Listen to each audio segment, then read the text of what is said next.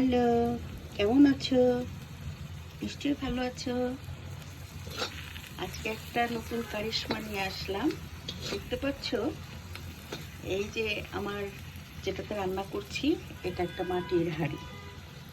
মাটির হাঁড়ি। আমি শখ করে কিনেছি, যে ঢাকায় বসে সেই যে আগের সনাতন নানি দাদিদের আমলের রান্না, সেটা আমি এই মাটির হাঁড়িতে করব। এটা একটা মাটির কড়াই আমি কিনেছি মিরপুর থেকে। তো প্রথম তো ভয়ে ছিলাম যে এটা ফেটে যায় না, ভেঙে যায় না। মাশাআল্লাহ, এটা ভাঙেও নাই, ফাটেও নাই। কি যে সুন্দর একটা জিনিস! আর আজকে আমার রান্না করতে যে কি ভালো লাগছে। আর এটা একটা মানে অন্যরকম একটা অ্যারোমা, গ্যাসের চুলা, কিন্তু বেশ সুন্দরভাবে এটা মানিয়ে গেছে চুলার সাথে। তারপরে আমি এটা কিন্তু কি রান্না করছি বলো তো? আমার কেয়ারটেকার একটা গাছ বুনেছিল, চাল কুমড়া গাছ, সেটার কতগুলো ডগা এনে আমাকে দিয়েছে। সকালে মনে হলো যে চ্যাপা শুটকি দিয়ে আমি ডগাগুলোকে রান্না করব। তাই যে এখানে চলে আসা, এই যে দেখো মাটির কড়াইয়ে আমি সেই চ্যাপা রান্না করছি।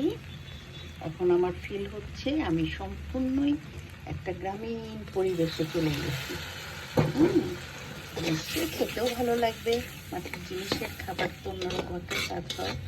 সেই স্বাদটা আমি শহরে বসেই নিতে পারছি, যেহেতু আমি একটা ভালো মাটির কড়াই পেয়ে গেছি। দেখো কি সুন্দর হচ্ছে, আমি এটা ফিল করতে পারছি। তোমরা কতটুকু পারবে জানি না। এত সুন্দর একটা অনুভূতি হচ্ছে, মানে বলে বোঝাতে পারবো না। আর একটুকু ভাঙলো না, ফাটলো না। জিনিসটা কিভাবে গ্যাসের চুলায় মানিয়ে গেল, এটা আমার কাছে একটা মানে একটা আমার কাছে মনে হচ্ছে এটা আমার একটা শ্রেষ্ঠ গিফট।